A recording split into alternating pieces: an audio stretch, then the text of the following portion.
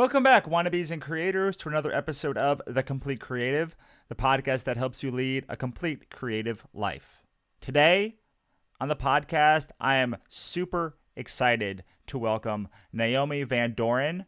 She is an amazing illustrator and has one of the best, most consistent brands you will find online for an artist. Before we get into her interview, I want to remind you that if you like this show, please subscribe and head on over to thecompletecreative.com to check out all of our awesome resources. We have an amazing audience building webinar, which you can get to at thecompletecreative.com/business, which will show you how to supercharge your audience in less than 20 minutes.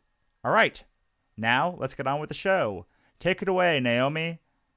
Tell us what you're passionate about these days. Well, what I'm oh my gosh, so right now I am working on an illustrated novel. So my brain has been completely focused on working on this project. But around that project, I've been working on, I guess, just building up my business, like my creative artistic business as like a whole. So kind of it's multifaceted. So it's branding, it's elevating the products that I'm creating, it's making sure that I'm creating like a release schedule. It's kind of a lot. So yeah, you caught me at a very busy time.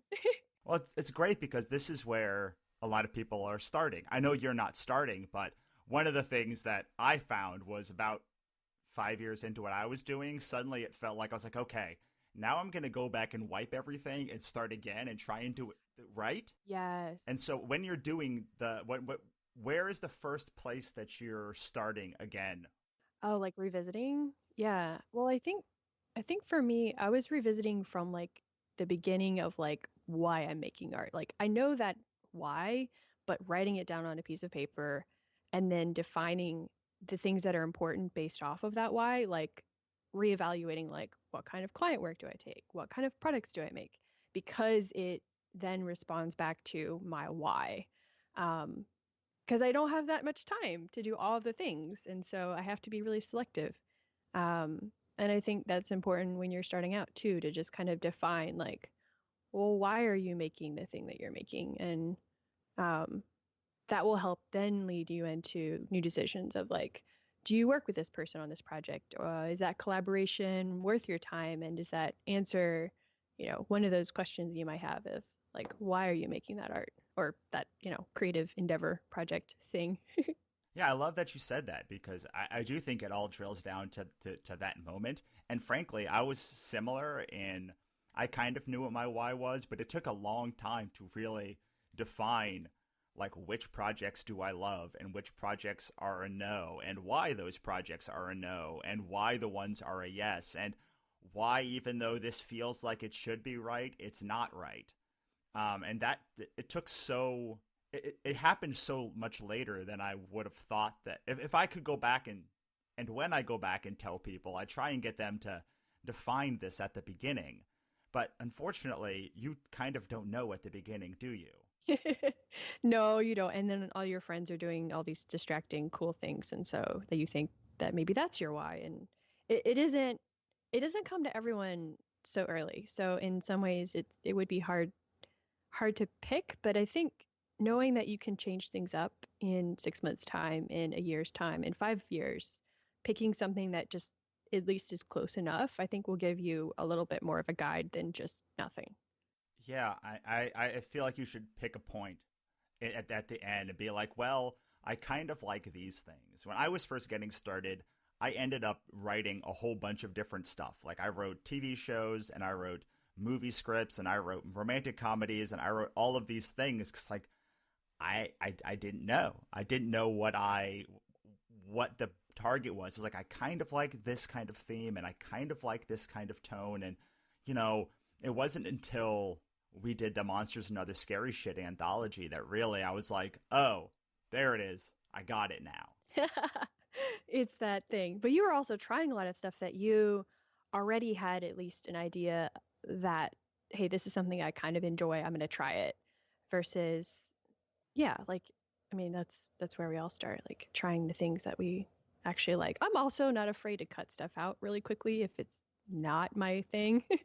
So being a little bit more flexible there. Do you still have that flexibility now, where you try new things, or you pretty much know what you're where you're going at this point? I do try a lot of new things. I don't publish them though. Like I'll try, like at least in the art world, like I'll experiment with different media, just, playing around with inks the other day with like textural stuff. It's not my finished work, it's not my branded work, but I can still experiment and try it and play with it. But on the flip side, like on the business side of things, everything is kind of set, but also it's still on its own, maybe like bigger picture kind of growth pattern. I don't know if that's the right way to say it. Basically, I have another goal that I'm, wanting to kind of shift towards. So as an artist, I'm always growing, I'm trying new things, and I'm wanting to push myself and to be better at certain things.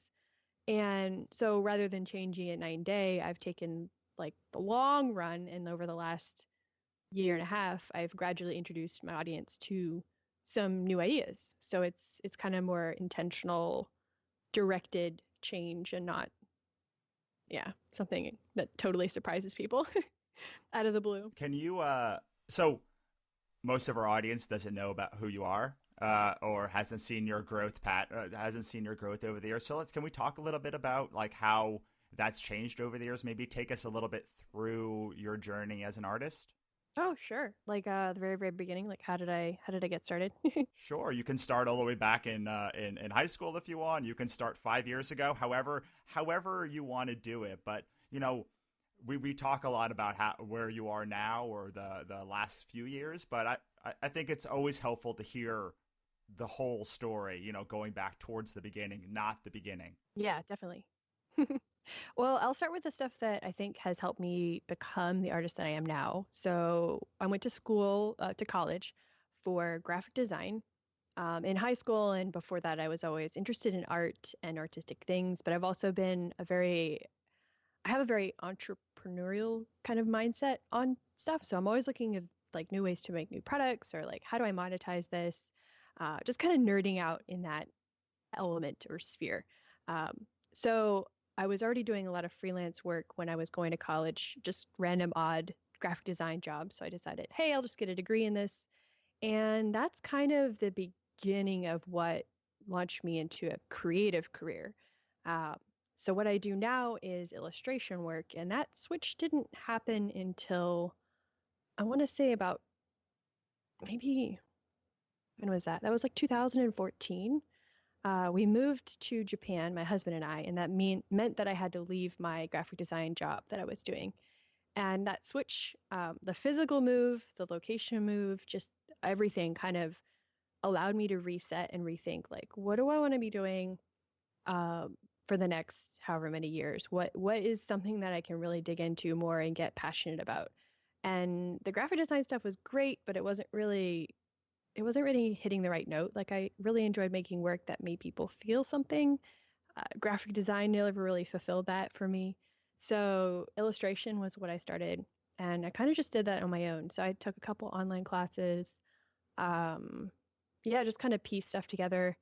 I was already sort of a part of like a fantasy community online as far as like an artist community. So I got a lot of my resources there. And I'm very much a self learner, so a lot of these things just came through like trial and error. So I never got a degree or anything like that in art or illustration. But yeah, that's what kind of set me up and kind of got me started on the path that I am now. It's interesting looking back and seeing how helpful it is having like a graphic design background, because as a business person and what I would call myself as a independent artist where I make projects that are my own and I sell them directly to my audience, I think having some of these business tools in my back pocket have been one of the things that have really helped me grow and, yeah, just do a lot more than I think people starting out are necessarily able to do, because I just have the tools available to me. I mean, I said it before we got on the air. Like you have the best, most cohesive image of any artist that I know. Like, and no matter where you look, it's not just the stuff that you make, but it's even the photos of yourself that you choose. Like, it all like tells a similar story. The YouTube channel all tells a story. The Patreon, it's like it's so cohesive that I'm not surprised that you have a graphic design degree. Yeah, it's all about yeah, communicating that even more, that story that I'm trying to tell through art and then bringing it into real life. So it might be the digital form of it and allowing my audience to perhaps hopefully put themselves in, an environment. Maybe it's through the art or maybe it's through seeing the art on a wall and it allows them to imagine that it's on their own wall. Little things like that. I think it's enjoyable to kind of process through those what I consider like problems, like how do I make a person feel really comfortable with potentially thinking about buying a print from me, because it should be really easy. I want them to feel like, hey, I can imagine this thing in my home or a book. It's yeah, I guess it all makes sense in my head, but it'd be really hard to break it down, I guess, into steps. But What is the emotion that you want people to feel when they go to your website? Do you know those? yeah, so my brand vibe is very much it's fresh and inviting. It's a little bit eclectic. The feelings that I want people to feel is escapism. There's a little bit of the kind of adventure woven into everything. I want people to feel like they can step into an environment that I've created and just kind of get lost in something that is enjoyable. It's a lot of positive feelings associated with a lot of my work. I find your work very calming.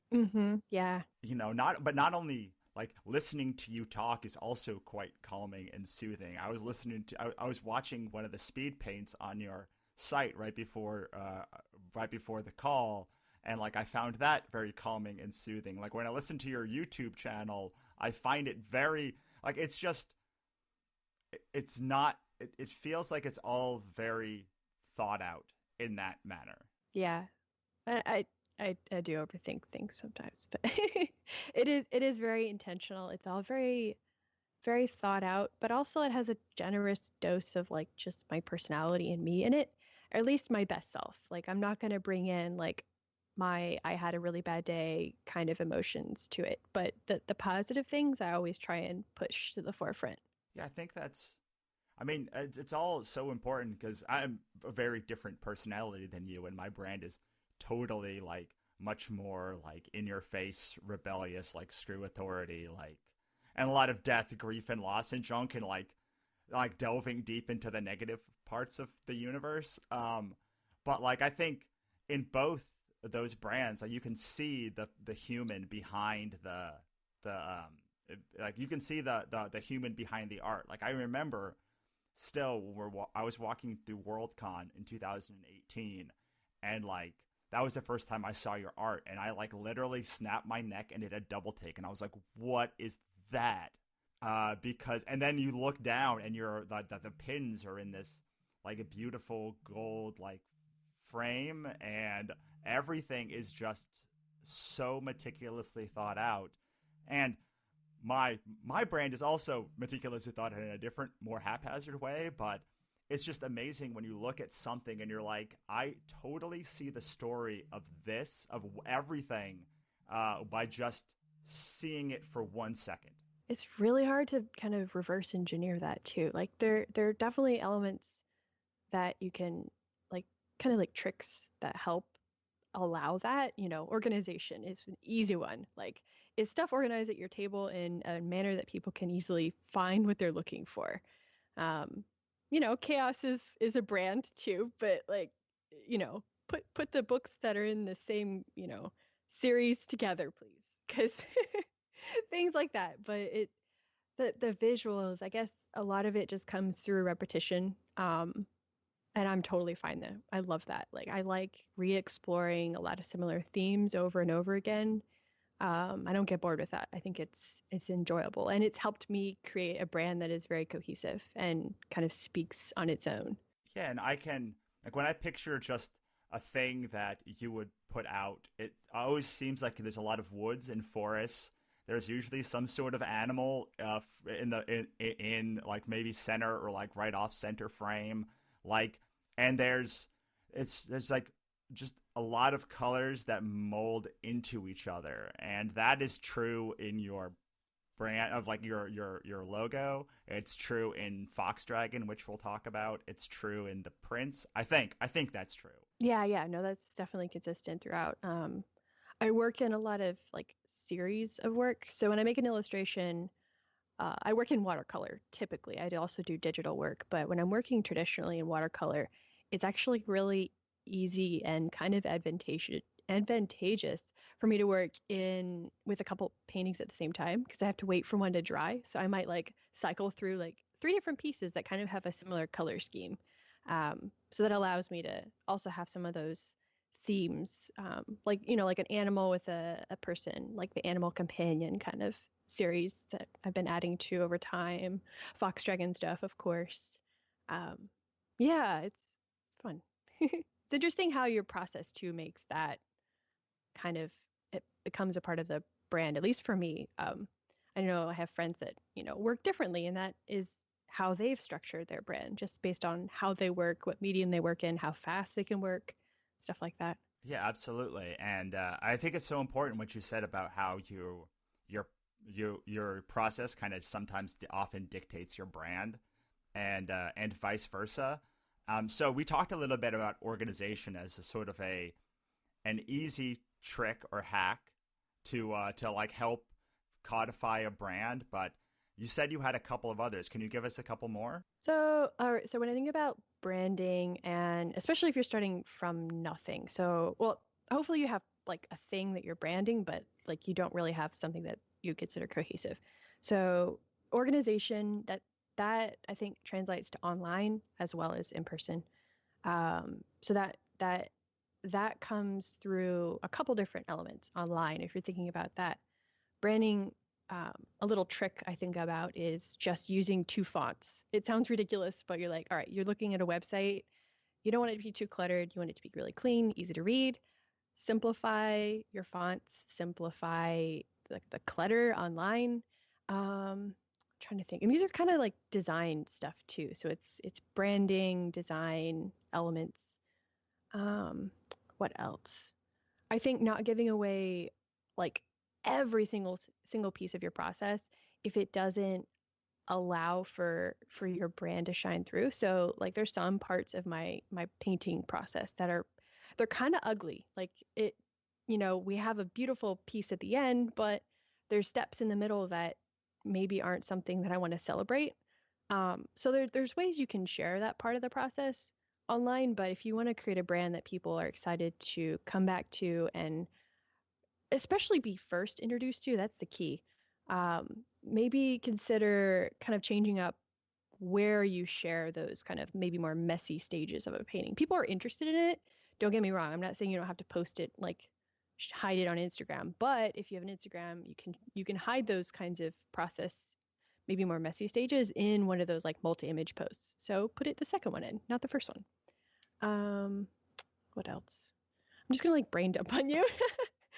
Oh, there's so many things. For me, what was really helpful was I actually took me several books and doing several things before I could look back and be like, huh, these are kind of common themes, and these are things that people that, and then asking people like, what do you like about this? What did, in fact, our little bee mascot came from like hundreds of conversations with people about what we liked, what their favorite shows were, like what they liked about our work, and then like from that, the Monster Anthology came, which was our first big hit, and then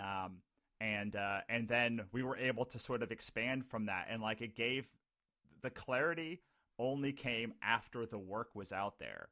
I do find a lot that people try to get the brand before they even know like what their process is. Like my process is very messy and sloppy and like and chaotic, and so that is, and like I curse a lot, and I like I share a lot of like things about like death and grief and loss and like bones and skulls. Like that's the brand that I have developed over the years, and that's what people I think of when they think of me. So, but if I that has the process that I use and the stuff that I talk about and just how I interact with the world, like develop now it enhances the brand. But if I had gone out and let's say tried to create your brand, it would fit like a very poorly made suit. Yeah, well, it doesn't come from you. Like, it's not a part of what you're passionate about. And what you're passionate about is like these extreme, kind of messy, gritty elements. So it's not, I want to say easy, but like it just comes naturally. Like you can lean into it more, I guess. No, I do, but I do think that what you say about easy is an important thing when you're thinking about a brand because I always bring like Hot Topic and Abercrombie and Fitch. Like both of those are clothing brands generally, and they are very, very different, but very successful clothing brands in their own right. So, but if you look at like making if you think of the person that Hot Topic is going after versus the person that Abercrombie and Fitch is going after, it's it's like they are different universes, but they really are selling shirts and belts and pants and such. So that was another one that was really helpful for me was like, okay, like this is the kind of human I am. Like what other models out there exist that like prove that I can make a functional business? Yeah, there is a lot of, I don't want to say how much research, but I know there's quite a bit about how often as a creative you will attract, at least as artists, you'll attract a lot of people that have similar interests to you. So it makes life a little bit easier if you're trying to think about like, who am I targeting my brand towards? Because hey, they're into houseplants like me and they probably have a cat. So I'm good. It's fine. it, Right, or even if they don't, like they are interested in things like that. Like I am super interested. We are diametrically opposed potentially in the branding that we do in our business, but like I am also incredibly excited about your brand. So I I think what is helpful to understand about a brand is that it's going to like you have to make something that's cohesive that people will be like, "Yep, that's a thing that I should share," or like I remember our friend Melissa when I first after I saw you and then I saw her, I was like, you have to look at this person's art. It is the perfect. It is like symbiotic. You and her, like I was like, you will love it, and I think you have to be able to have that so clear in your mind of a brand. Like that's to me the most important part. Like people share a lot of Cthulhu and like monster stuff with me, and I'm like, perfect. That is consistently shared with me. That is what I am trying to convey to humans. right. It's almost like you're almost oversimplifying things. Like this you're it's so it's not like you're being like super narrow with like your interests. Like you can have many interests, but it's so clearly spelled out for your audience to be able to read. And they're like, "Yes, that's your thing." Because you've talked about it or you've shared it in your in whatever it is you create. You make it a part of your brand by being consistent with sharing that thing. And then it becomes a repeated thing and people just begin to know you for it. Yeah. Yeah, and the more you, because I have found, so I have a lot of disparate things, a lot of disparate, sorry, a lot of disparate products on my table. Right. And I have found as time went on, it was hard to get headway on any of them because building a successful brand, a lot of it is about driving people back to the same thing over and over again. So you can keep going back to the first Dresden Files or the first Walking Dead or whatever it is. And you're like, hey, I need you to keep focused on like The Walking Dead over and over and over and over for 15 years so that it like builds in people's minds. But if you spend too much time in these other things, people get distracted, and because there's so much other stuff vying for their attention, you end up getting lost in this noise because there's not one thing that they can focus on. Oh yeah. And speaking in as like in person shows, and this probably applies online. Like I've actually made a very intentional switch over the last couple of years to not include stuff like that. Like to really take out like fan art because anybody walking up to my table, they're going to be like, well, what's this from? And if it's my own work, my own original work, and you have it right next to something from, you know, something like I had a Princess Bride print for a little while, which I loved. It was beautiful, but it cluttered the brand up too much. It made people really confused. Like it's a distraction, and it wasn't them investing in me. It was them investing in a print that was somebody else's IP. So I love that you said that because I think in the short game, doing fan art is very helpful to start making money. yeah, and getting a feel for what cons are like. It's so much easier. Right, but people end up not being attached to you. They're attached to the brand and your take on them. Yep. They're not going to be back for more art from you. They'll be back for more art from you that might have that take on that IP they love, which is unfortunate. It's hard to fault somebody because I'm not going to say it's easy. Like nothing about doing art is easy, but like it's very instantly gratifying because someone's like, that's a really cool Harley Quinn. I want it. And you're like, oh, well, okay. I mean, I'll sell you that. And then you sell 100 of them and you're like, well, this is working for me. right, exactly. Like this is working for me. And it's very hard to sit at a table and be like, these are my original things. These are things that are original. And they're like, I don't know that. But what happens over time, yeah, and it compounds. And suddenly 5 years later, you're like, what is your original thing that you have? And that becomes almost as important as the other brand. Right. Yeah. But I guess it's more of a longer term look on a business where it's like, am I willing to invest? And that's a risk too. Like, am I willing to invest 2 years, 3 years, 4 years, consistently coming back to a show or, you know, just doing it online with this thing that I've created? And then you're the one that has to show up with all the energy and excitement for your own product because nobody's gonna show you that the first time around, even the second time around. Um, but it builds so well. Like it's something that you can, you know, build off of and to other products. It's it's way more gratifying, at least in my opinion. No, I agree. It's way more gratifying, but it takes time. You know, a lot of people complain that nobody buys their book. Oh yeah, But like I'm like, how long have you been here? Like how long have you been doing it? Like how engaged are you are you out there like bringing people in, or are you just watching them pass by? Like what is the brand awareness of this particular book? Because the brand awareness of Batman is very high. yeah, and it's so easy to be really impatient with. I mean, I'm definitely guilty of being impatient with some things, but when you look at how much attention and how much more attention you have to bring to your new product that people have to be basically like introduced to like in a very like customized like we're going to have a discussion about this cool thing that I just made versus, you know, Batman, people just know like they know it already. They don't need a conversation around this new thing. It takes 2 or 3, 4 more times of work just to sell your own thing, but you know that's the first step, and then you have, you know, 5 years down the road you have super fans that are totally into it, so it's worth it. And that's why after I finished building everything, I was like, I did this all wrong. Oh no.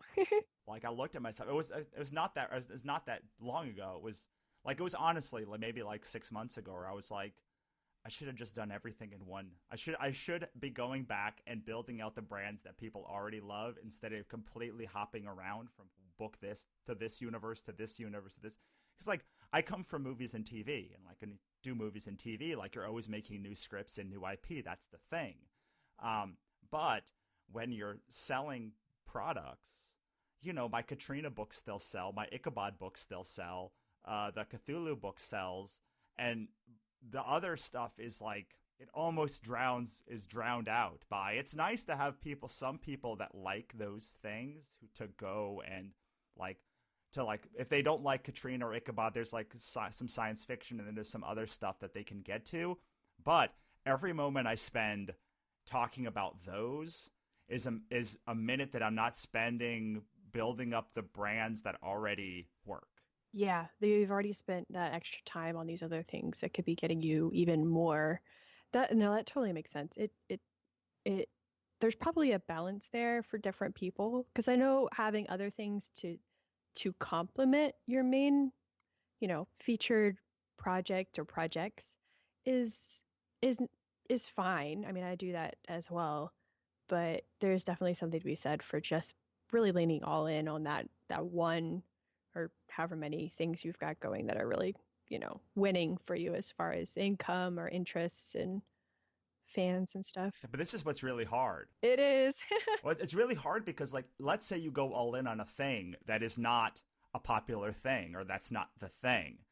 That's what happened when I started doing this is, I went all in on several things because I didn't know it was going to be the hit. I just, like, put a bunch, and that led to me doing more and more. And eventually it took 5 years of me turning out a bunch of different stuff to be like, oh, but, like, these are the brand. Like, I need to not be focused on this other stuff because, like, clearly these are the things that have endured over these are the things people have come back and said, I loved that.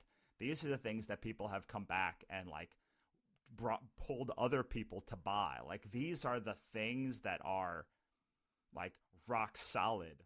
And these other things, they just didn't take off like the other, that, like my core brands did. And that's okay. A lot of, like, big companies put out new brands all the time, but they are always putting the majority of their resources on the things that are working then. Yeah, for sure. They're reinvesting in those and coming out with new stuff. It it I don't know if I would say you really like here's a question. Do you have to spend like is there a certain amount of minimum time to invest in something before you actually know that it's working and that it's something you should fully invest in? Or is there some more because like we live in a social media age where you can kind of poll your people. Is there other ways that you can, I don't know, maybe kind of get a hint at what might be working before you go all in? And that sounds very cautious. I'm not really that kind of person. I'll just go all in too. No, I think that there is, though. The problem comes when a lot of people have interest in something, but they may all be buying a different thing. Like, that becomes really hard because, like, for instance, I went all in on going wide with my books when I released them, and I was like, oh, well, like, I should have just done Kindle Unlimited because most of these people are in Kindle. They just told me they would rather have it wide, but really, those people were not buying. The people on Kindle Unlimited were the ones that you were making money on. Or it happens all the time where I'm like, okay, I'm going to go all in on this product, and then this other thing that I was like, oh, well, It didn't work out. so yeah, I think that there is a way, but it's really like the money's the money. Like, that's what's like the even the Monster Anthology, which did great on Kickstarter, like, when I put it on my table, didn't sell that well. So, like, even that, I think for me, I what's really hard is it when I'm after I launch a brand, it takes me a year to know if it's working. Yeah. No, that sounds about right. Like you have that many shows you can go to. You have that time it's been on the internet. It can be, yeah. You can see which ones are not just selling, but people are coming back and liking, because that's the thing, is that immediate rush of, this is like, these people are buying this thing. The new shiny thing. Yeah, it's like, how many of those people are then going to come back and buy the second thing or the third thing and the fourth thing? And it's really hard when you first launch something to know whether you should even do another one, because I mean, when you're doing a first launch of a book, like, a lot of it's smoke and mirrors. Like, you're putting a great book out there, but then it's the marketing that's selling that. It's the cover, it's the blurbs, it's the pages, the few pages inside that people are reading. It's the creators involved. It's your excitement that's really pushing it. It's not until people get it, hold it in their hands, flip out for, and then come back begging for more that you really know that that's the thing. You have to wait a few months for them to actually read it too. But yeah, totally. Yep, and like so people read it at launch, but then for it takes if it takes them 3 to 6 months to read it, suddenly it's like okay, so after it's 6 months in, then I've sold 1,000 or 2,000 copies of this book, and now I have to wait 6 months for all of those people to actually tell me whether it's good enough to make more, or whether not that it's good enough, because at some level you're just like, oh, you reach a level of good where it's like probably everything that I put out is good. Like it's going to reach a certain level of good or I'm not going to put it out. Right. You know where that is for sure. Like in your own business and like what's been successful before, you can kind of gauge off of that. But yeah, which one is better than the other one is the trick. Yeah, and which one is going to like captivate the people who are reading it, because sometimes it's not the best one. Like sometimes it's not the one that you love best. But because it has that base level of like goodness, they're all going to be good. But for me, some of the things that I've made are just like that's like the best one to me. And those are sometimes often not the ones that sell, because for me at least, they're the ones that I'm taking risks that are outside of the conventional norm. And so I'm like, this one has so many cool elements in it. And people are like, but You're like mixing genres. You're like, I don't even know what this is. yeah, it's like too much stuff. Like I want this normal thing. And you're like, but this is so much cooler. I think I put a bit more of my branding hat on when I am creating. And so I'm able to, and granted, I am writing and I'm also creating art. So the art is an immediate like buy sell. People like this, people don't. And that I get immediate feedback on. So there's a big difference there. But when I am creating a piece, there are elements that for whatever reason, I just know it's going to do well. And I would say about 80% of the time it does. It's weird, but yeah. And there's other pieces that it's like, well, okay, I know I didn't put all my effort into this, or just the themes I've chose for my brand and for my people. It won't jive. It'll have a special thing for a certain group of them, but there's just there's just something that I can do repeatedly, and I don't want to do it repeatedly because it just feels crazy and not like a lot of fun. But there are certain things that when a theme comes up, like okay, animal companion with a character in a cool epic environment, I'm sold, because it's what people have bought from me in years past. It's what people keep coming back to. So yeah, I guess it's nice to know that I can rely on some of those things, but also explore outside that too. Yeah, I mean, I think that's when you get to like the next level creator, right? When you have, like, I have brands that I've built over a decade that like they will make money for me if I don't screw it up until I die. And like you just like, okay, like hope like you do more. I'm doing another Ichabod book now because I'm like, well, like that thing sold like 4,000 units over a few years. Like you just know, you just print it and like it will print you money. You hope, unless something drastically changes. Or like we're doing another Lovecraft anthology because the first one was so epically like sold so well even in the first few months that we're like, we have to do another one of these ones. And or like if there's more Katrina stories, like in the like I know what it takes to make an Ichabod story. I know like there's these 5 elements that like every issue has to have one monster fight, has to have one flashback, and has to have 2 splash pages. Every one of them has to do those things. So I think it's similar. Or like when I have an idea for a book, I'm like, okay, this has a female character, a bunch of monsters, mythology, and like a lot of thriller, like a big overarching goal. I'm like, okay, well, that was the Katrina story, and that's this other story that I know works. And so I think it's similar with writing or with art. But like you said, sometimes you just want to break out of that, or you have that idea and you're like, oh, what if God narrated this one? And you're like, well, no one's going to buy that, but I don't care. I'm going to make it anyway. And then it becomes the thing that you just wanted to make. I think that it keeps you going. Like if that's what you need to continue making the other work, like go for it. Like for me, like the other kind of art, the stuff that I can maybe predict a little bit more, it's still fun. Like it sounds very unromantic to like distill it down to like a couple simple things that you can make, make art that sells. It's not I haven't lost my love for it, I guess is what I'm saying.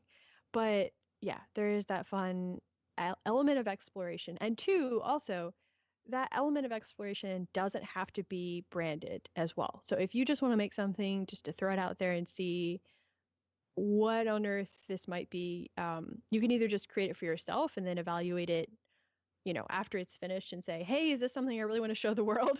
Or is this a horrible mess up that I just had fun creating it for being a creator?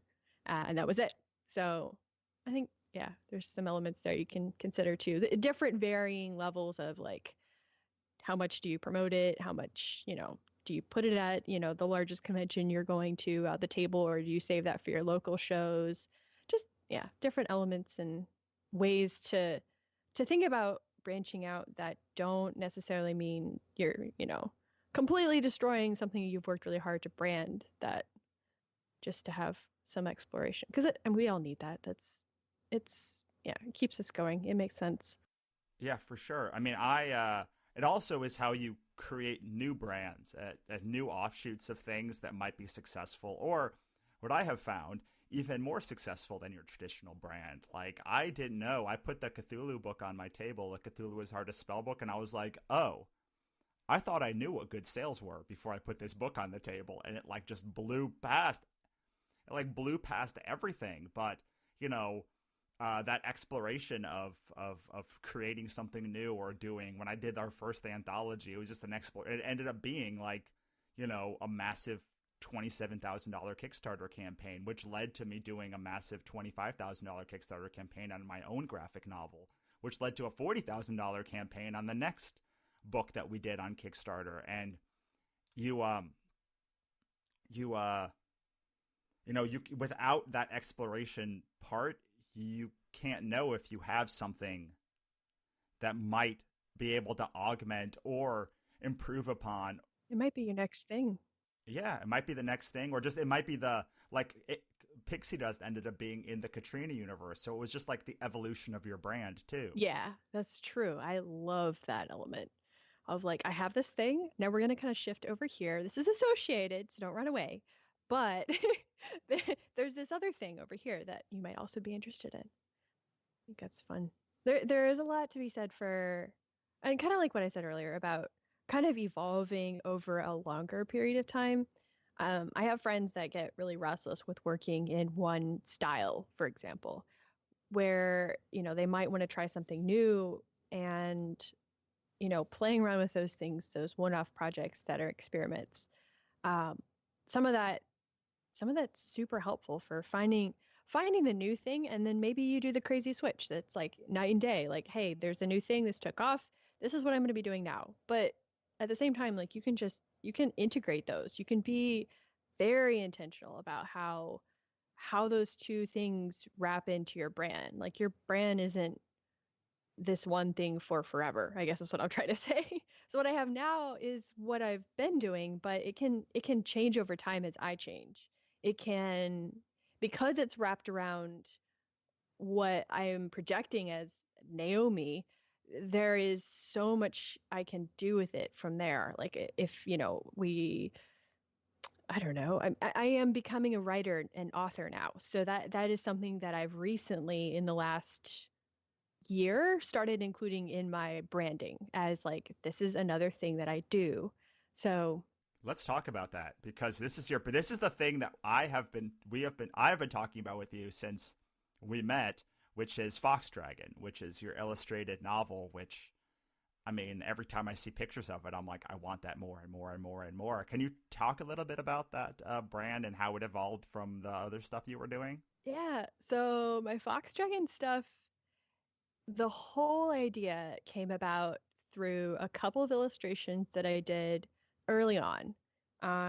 So me as a new young artist, in traveling in Japan and whatnot, I was coming back to the country and wanted to do a little bit of art sitting in the airport and decided we'll be really experimental and try something that I've never drawn before. And so I invented what I called a fox dragon. Basically, it's a dragon that feels like it lives in my very whimsical, lighthearted world. It's not a scary dragon. It's very friendly. So with this new creature, I created a couple of other illustrations and brought it to a show.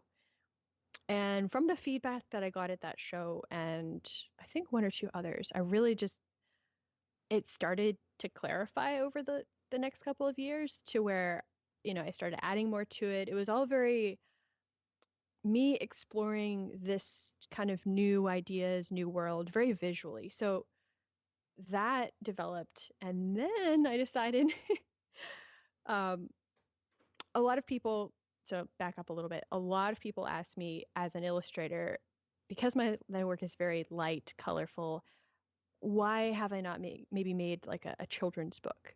So originally I thought, oh, I could do some sort of fox dragon book that's maybe an illustrated kids book. It's, kind of compact, cute.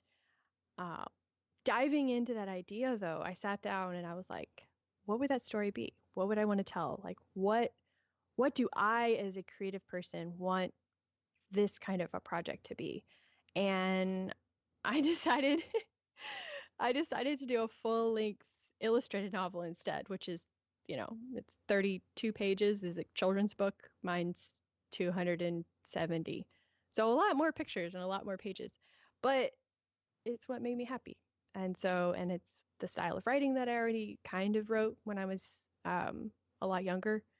And yeah, so I want to say it was about 2 years ago now, I started talking to people and sharing the fact that I had kind of begun exploring. I started outlining a book, started kind of diving into just learning how to write. So I've done a lot of creative writing before this in high school.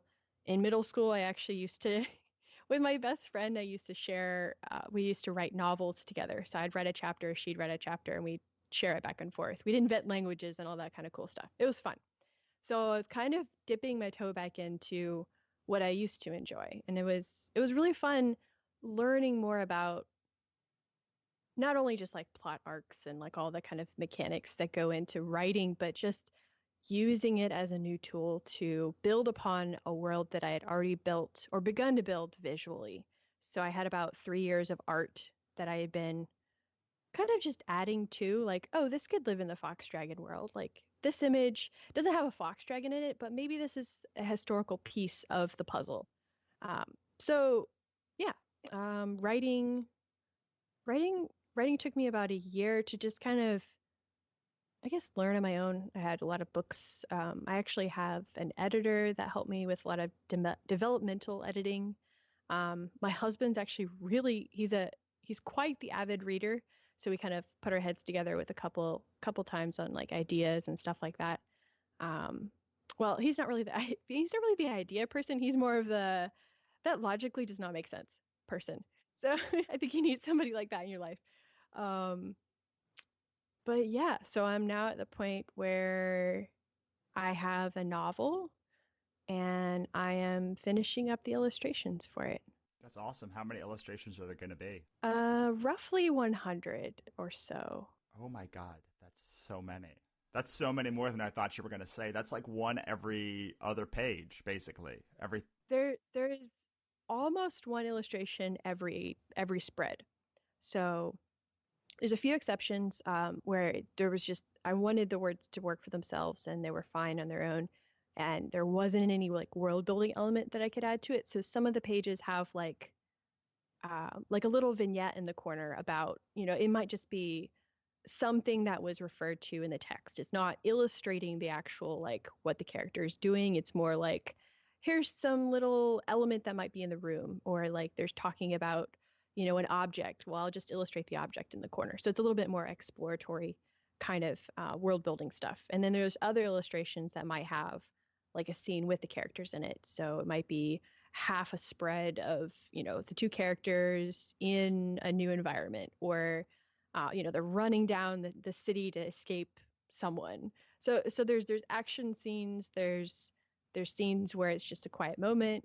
There's scenes that are, like I said, like world building, and there's the big wide open like double spreads where it's like, here's the world. This is what it looks like, and you can be immersed a little bit more in it. That's so cool. And you must have had, so the book has to be done and laid out for you to get this done, right? Like, Yeah. So the process, I there there's there are very few books that I could find that kind of fit this like layout and format, but illustrated novels as something for like young adults or adults are becoming a little bit more of a thing now. So I had a couple references, but basically what I did was I wrote everything first. I had more or less a like semi-final draft. I laid it out in InDesign, and then I was able to illustrate off of my layout. So I had places where I wanted to have like placeholders for images, um, and I could group things by chapter too. So I'm not like completely throwing off my formatting by adding an image into a chapter, and 3 chapters down it's now shifted. Everything's like encapsulated in its own chapter, so to speak. But super nerdy, but it's fun. It actually the organizational part of this project has been a little bit, it's been fun, but it definitely was required to get so much done and to have a finished product that I could like put together and it actually fits instead of trying to work out the layout after the fact, which just wouldn't work. yeah, I mean, I'm just trying to think of the organization that you would need to get this done. I am a book nerd, so this is like me nerding out about like book design and production and binding is like one of my favorite things ever. So this is like the structural challenges of this is like incredible. But is it a YA book? Is it adult or middle grade, or where are you aiming? It aims at YA. It could almost be read by middle grade, but the actual series of books, there's 3. It ages with the character. So she starts out as 14, and eventually, I think she'll age up a year each book. But yeah, Cool. And so you're gonna do this 2 more times? yep. I already have the second book started as far as like a rough drafts, and then third book is very loosely outlined. Like I have a plan for like the plot, overarching plot of the 3 books, but as you can tell, I'm a plotter. But yeah, I haven't finished those yet. So And you're bringing this to Kickstarter when it's done, right? yes, very soon. I've not really set a date because for me as a creative, I don't really like having something hanging over my head. So I wanted to allow this first one to kind of process through. Granted, the second ones will come a lot faster because I've spent so much more time writing and now know what I'm doing, hopefully. um, so the Kickstarter is going to be for a soft cover book, and then I'll also do a hardcover version of it. And then with all the extras, I plan on selling those at shows or online. I'm guessing you're gonna use like a art quality paper on them. Yes, I have a printer I've talked to that we were kind of picking out like what thickness of paper, and the minimum amount required is still really thick for making sure that it don't bleed over. So it just means the book is going to be quite substantially thick just based on the paper weight or whatever.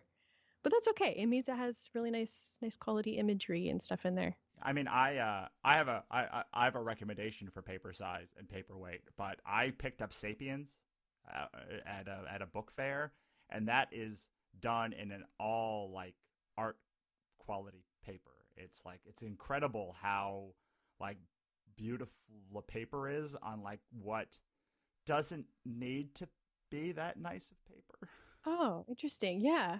So it's just a thicker weight paper on a regular novel? Yeah, it's like, well, there is imagery inside of it and like color illustrations and stuff, because it's about like the history of humanity through this person's like research. But yeah, I always use an 85-pound art gloss paper Yeah. for all of my comics. That's my standard. I have never deviated from that since I started doing since I started printing books. Right. No, that totally makes sense. I'll probably be doing like a matte just because watercolor always looks a little bit funny, glossy. Yeah. So something that's like a semi-matte or like a satin finish is a little bit more my preference. I like satin finishes as well. That's all good. We can still be friends. It's fine. Well, I got the Mixum book. I don't know if you know Mixum. It's a printer company, and like they had all of the different options. I'm not usually a big matte fan, but I did like the satin finish that they use on there. All right, that's got to be too much. That's got to be too down the rabbit hole for people who are listening to this. I would imagine we've been talking for about an hour, so I think it's about time we wrap up. So first, why don't you tell the people where they can find you, and then the one thing that you want them to leave this with. Oh, sure. So I am really easy to find online. You can find me at naomivandoren.com, or if you Google my name, I am like the first 3 pages of Google. So there's Naomi Van Doren art all over the internet. I'm most active on Instagram, and I also have a YouTube channel. So come hang out with me and do art stuff. And advice or things that I would like you to leave with. I think,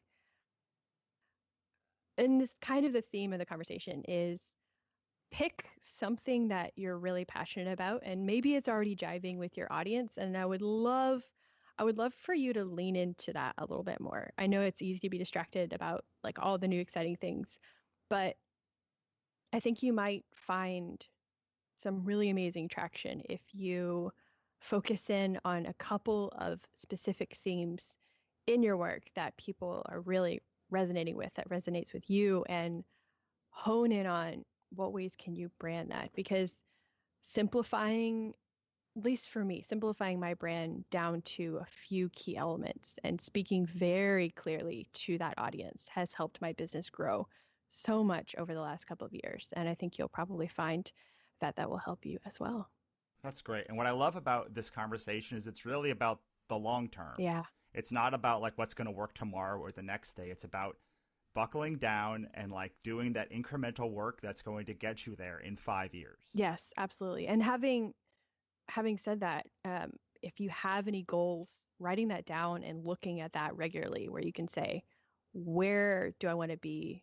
Granted, we can control some things, we can't control everything, but knowing what path, where your path is headed helps so much. Like, what things do you want to accomplish? Yep, and you can always change that path over time if you get somewhere and go, "Oh, wow, I hate that."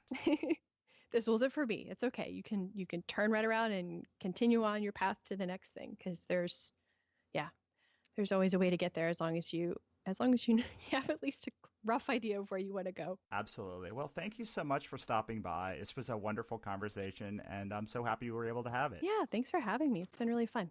So that was Naomi Van Doren, and I hope you enjoyed that episode. I really loved getting into the nitty-gritty of branding with her and just understanding how she plans her career. I am all about the long haul. When I first started in this business, I was all about now, now, now, now, now.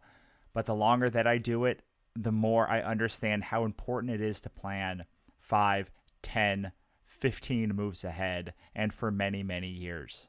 So I hope you learned a lot from that. If you did, go find Naomi online and let her know how much you dug this podcast. And if you're liking all of the episodes, please hit subscribe and head on over to thecompletecreative.com to check out all of our other great resources. Thanks a lot. I'll talk to you next time.